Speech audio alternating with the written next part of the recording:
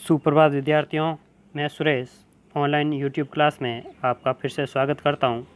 विद्यार्थियों, आज हम पढ़ेंगे कक्षा 7 की हिंदी पुस्तक वसंत भाग 2 का पाठ 5 मिठाई वाला। यह एक भगवती प्रसाद वाजपेयी की लिखी हुई बाल मनोवैज्ञानिक कहानी है, जिसके बारे में आज हम विस्तार से चर्चा करेंगे। तो आइए पाठ की शुरुआत करते हैं। बहुत ही मीठे स्वरों के साथ वह गलियों में घूमता हुआ कहता, बच्चों को बहलाने वाला खिलौने वाला, यानी कि मिठाई वाले के बारे में कहा जा रहा है कि वह गलियों में आता, यानी कि वह एक फेरी वाला था और हर गली घर में घूमकर वह मिठाइयाँ वगैरह बेचता था, खिलौने वगैरह बेचता था। इस अधूरे वाक्य को वह ऐसे विचित्र किंतु मादक मधुर ढंग से कहकर कहता कि सुनने वाले एक बार अस्थिर हो उठते, यानी कि रुक जाते। मादक यानी मादक का वैसे तो अर्थ नशा होता है, लेकिन उसकी बोली में लेकर कह रहा है कि उसकी बोली में ऐसा नशा था कि सुनने वाला एकदम रुक जाता। उसके स्नेहाभिषिक्त कंठ से फूटा हुआ गान सुनकर निकट के मकानों में हलचल मच जाती। छोटे छोटे बच्चों को अपनी गोद में लिए युवतियाँ चीखों को उठाकर सज्जों पर नीचे जागने लगती। गलियों और उनके अंतर्व्यापी छोटे छोटे उद्यानों में खेलते और इटलाते हुए बच्चों का झुंड उसे घेर लेता और तब वह खिलौने वाला वहीं बैठकर खिलौनों की पेटी खोल देता, यानी कि वह क्या लेकर आता, खिलौने लेकर आता और कहता कि बच्चों को बहलाने वाला खिलौने वाला। यह सुनते ही गली के सभी बच्चे और महिलाएं छोटे छोटे बच्चों को लेकर आ जाती और छोटे बच्चे भी जो मैदानों में खेलते चारों ओर उसके ओर घेरा डाल के खड़े हो जाते। बच्चे खिलौने देखकर पुलकित हो उठते, यानी खुश हो उठते। वे पैसे लाकर खिलौने का मोल भाव करने लगते। पूछते, इचका दाम क्या है? ऑल इचका, यानी कि छोटे छोटे बच्चे वो तुतलाते हुए बोलते थे कि इसका दाम क्या है। खिलौने वाले बच्चों को देखता और उनकी नन्ही नन्ही उंगलियों से पैसे ले लेता और बच्चों की इच्छा अनुसार उन्हें खिलौने दे देता। खिलौने लेकर फिर बच्चे उछलने कूदने लगते और तब फिर खिलौने वाला उसी प्रकार गाकर कहता, बच्चों को बहलाने वाला खिलौने वाला, यानी कि वहाँ पर जिस गली में दे देता था फिर वहाँ से चलकर दूसरी गली में जाता तो वह वही वापस आवाज़ लगाता कि बच्चों को बहलाने वाला खिलौने वाला। सागर की लोर की भांति उसका यह मादक गान गली भर के मकानों में इस ओर से उस ओर तक लहराता हुआ पहुंचता और खिलौने वाला आगे बढ़ जाता। राय विजय बहादुर के बच्चे भी एक दिन खिलौने लेकर घर आए। वे दो बच्चे थे, चुन्नू और मुन्नू, यानी राय विजय बहादुर के बच्चे थे दो, जिनका नाम था चुन्नू और मुन्नू। चुन्नू जब खिलौने ले आया तो बोला, मेला गोला कैचा चुंदल है, यानी कि क्या लेकर आया चुन्नू? घोड़ा, और उसने कहा कि मेरा घोड़ा कितना सुंदर है।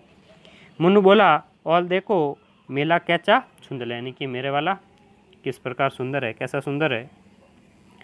दोनों अपने हाथी घोड़े लेकर घर भर में उछलने लगे।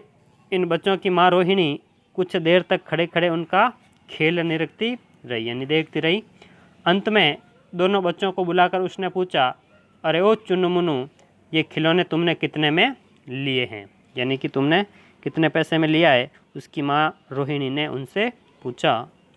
तो मुन्नू बोला, 2 पैसे में खिलौने वाला दे गए ये, यानी कि 2 पैसे में मुझको दे गया।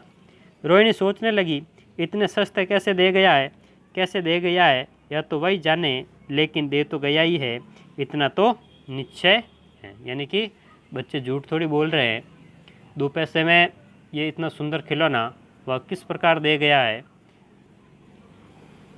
इस पैसे में उसको क्या लाभ हुआ होगा, वह तो वही जाने, लेकिन दे तो गया ही है।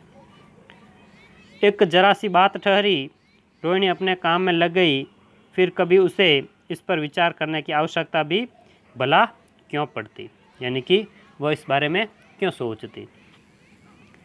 फिर दूसरा अंक है 6 महीने बाद नगर भर में 2-4 दिनों से एक मुरली वाले का आने का समाचार फैल गया। यानी कि अब कौन आया है? मुरली वाला, जो मुरली बेचता था। लोग कहने लगे, भाई वाह, मुरली बजाने में वह एक ही उस्ताद है। यानी कि मुरली बजाने में वह बहुत क्या है? निपुण है।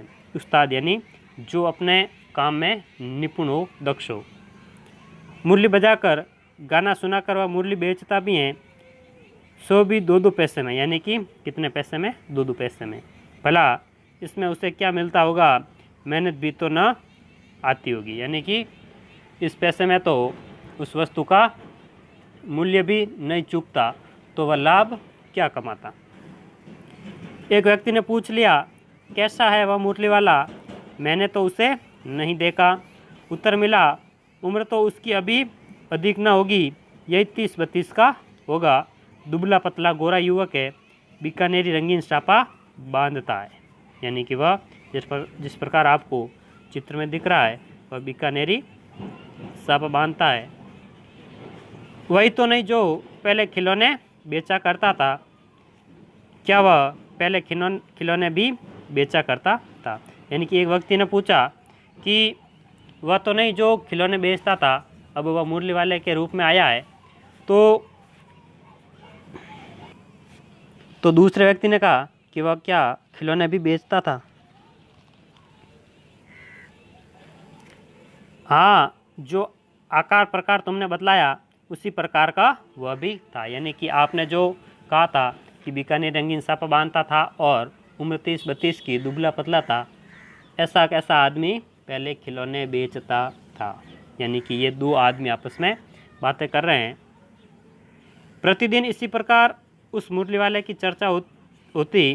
प्रतिदिन नगर की प्रत्येक गली में उसका मादक मृदुल स्वर सुनाई पड़ता। मृदुल यानी कि कोमल, बच्चों को बहलाने वाला मुरलिया वाला। रोहिणी ने भी मुरली वाले का यह स्वर सुना, तुरंत ही उसे खिलौने वाला का स्मरण हो आया। यानी कि जैसे ही उसने मुरली वाले का यह सुना स्वर कि बच्चों को बहलाने वाला मुरलिया वाला, तो उसको अचानक खिलौने वाले की याद आ गई। रोहिणी उठकर अपने पति विजय बाबू के पास गई। ज़रा उस मुरली वाले को बुलाओ तो चुन्नू मुन्नू के लिए ले लूँ। यानी कि चुन्नू मुन्नू के लिए क्या ले लूँ? मुरली ले लूँ। किससे कह रही है? अपने पति से। क्या पता यह फिर इधर आए न आए, वे भी जान पड़ता है। पार्क में खेलने निकल गए। यानी कि चुन्नू मुन्नू अब पार्क में खेलने निकल गए हैं। विजय बाबू एक समाचार पत्र पढ़ रहे थे। उसी तरह उसे लिए हुए वे दरवाजे पर आकर मुरली वाले से बोले, क्यों भाई, किस तरह देते हो मुरली? यानी विजय बाबू कह रहे हैं कि तुम मुरली किस तरह दे रहे हो?